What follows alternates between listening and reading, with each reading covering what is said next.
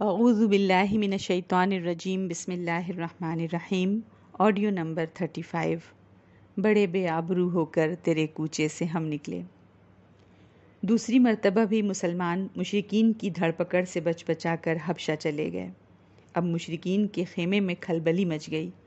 فوری طور پر ان کے سارے بڑے اور چھوٹے سب میٹنگز میں اکٹھا ہوئے اور انہوں نے اپنے میں سے 2 لوگوں کو اپنا نمائندہ سلیکٹ کیا اور یہ طے کیا کہ انہیں پوری تیاری کے ساتھ حبشہ کے بادشاہ کے پاس بھیجیں گے اور وہاں کے بادشاہ سے ان مسلمانوں کو اس ملک سے واپس مکہ بھیجنے کو کہیں گے۔ اور وہ دونوں نمائندے تھے عمرو بن عاص اور عبداللہ بن ربیعہ۔ اس وقت تک یہ ایمان نہیں لائے تھے۔ عمرو بن عاص اور عبداللہ بن ربیعہ کو ادھا کہا جاتا ہے۔ یہ سیاست دان قسم کے لوگ تھے، ڈپلومیٹک قسم کے لوگ تھے۔ عمرو بن عاص اور عبداللہ بن ربیعہ کا شمار عرب کے ادھا میں ہوتا ہے، انتہائی ذہین، جن کے دماغ سیاست میں بہت چلتے ہیں۔ تو کہیں دربار وغیرہ میں جانا ہوتا تو عمرو بن عاص کو ہی بھیجا جاتا تھا۔ ایران تھا یا مصر یا روم، یہ تمام درباروں میں گئے ہوئے تھے، درباری آداب جانتے تھے، ان کو سوشل ایٹیکیٹس آتے تھے۔ تو اب یہ بہت سارے تحفے تحائف لے کر برائب کے طور پر، رشوت کے طور پر جاتے ہیں نجاشی شاہ حبشہ کے دربار میں مشرکین کی طرف سے نمائندہ بن کر۔ نجاشی کے حضور یہ حاضر ہوئے اور کہا، اے بادشاہ، ہمارے ملک سے کچھ ناسمجھ لوگوں نے آپ کے ملک میں پناہ لی ہے۔ انہوں نے ایک نیا دین ایجاد کیا ہے، نہ اپنی قوم کے دین پر ہیں نہ ہی آپ کے دین پر، اور ساتھ ہی ساتھ بادشاہ کو انہوں نے تھوڑا بھڑکایا بھی کہ یہ عیسیٰ علیہ السلام کے بارے میں بھی ایک بڑی بات کہتے ہیں۔ ان کے گھر اور خاندان اور قبیلے والوں نے ان کی واپسی کے لیے ہمیں اپنا نمائندہ بنا کر آپ کے پاس بھیجا ہے۔ نجاشی نے کہا، میں ان لوگوں سے بھی پوچھوں گا، اور پھر مسلمانوں کو دربار میں بلوایا۔ مسلمانوں کو پہلے سے سنگن لگ چکی تھی۔ انہوں نے آپس میں مشورہ کیا کہ ہم سچ ہی بولیں گے چاہے انجام جو بھی ہو۔ انہوں نے اپنے میں سے جعفر رضی اللہ کو اپنا ترجمان بنایا۔ اب یہ مسلمان نجاشی کے دربار میں حاضر ہوئے۔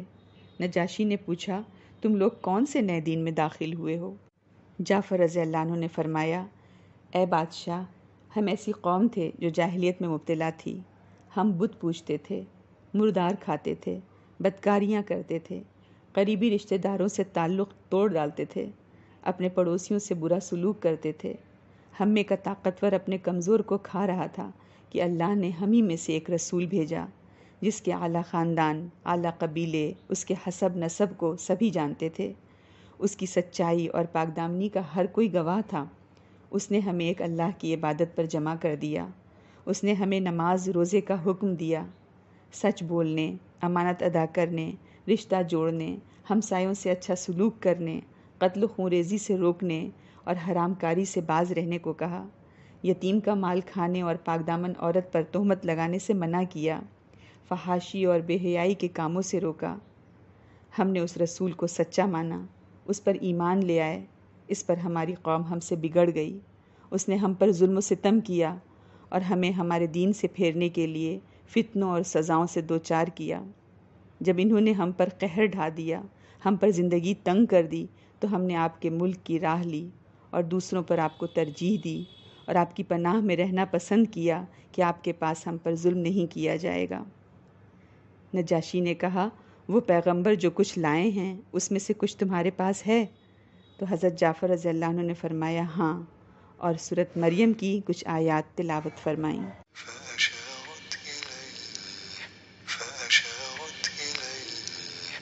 قالوا كيف نكلم من كان في المهد صبيا قال إني عبد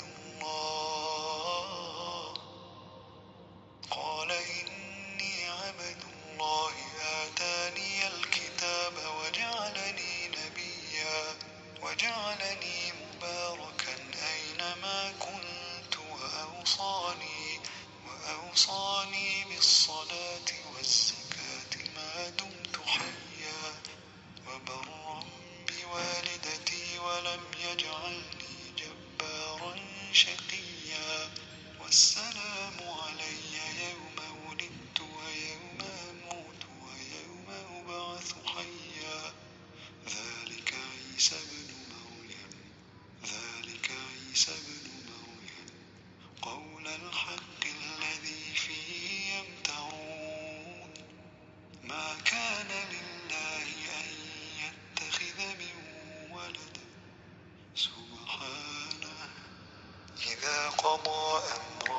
فإنما يقول له كن فيكون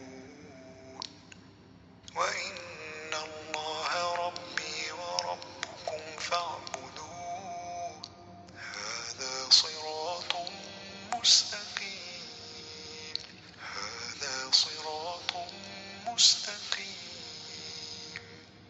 مریم علیہ السلام نے بچے کی طرف اشارہ کر دیا۔ لوگوں نے کہا ہم اس سے کیا بات کریں جو گہوارے میں پڑا ہوا ایک بچہ ہے۔ بچہ بول اٹھا میں اللہ کا بندہ ہوں، اس نے مجھے کتاب دی اور نبی بنایا اور بابرکت کیا جہاں بھی میں رہوں، اور نماز اور زکوٰۃ کی پابندی کا حکم دیا جب تک میں زندہ رہوں، اور اپنی والدہ کا حق ادا کرنے والا بنایا، اور اس نے مجھ کو جبر کرنے والا اور نامراد نہیں بنایا۔ سلام ہے مجھ پر جس دن میں پیدا کیا گیا اور جس دن میں مروں گا اور جس دن میں اٹھایا جاؤں گا۔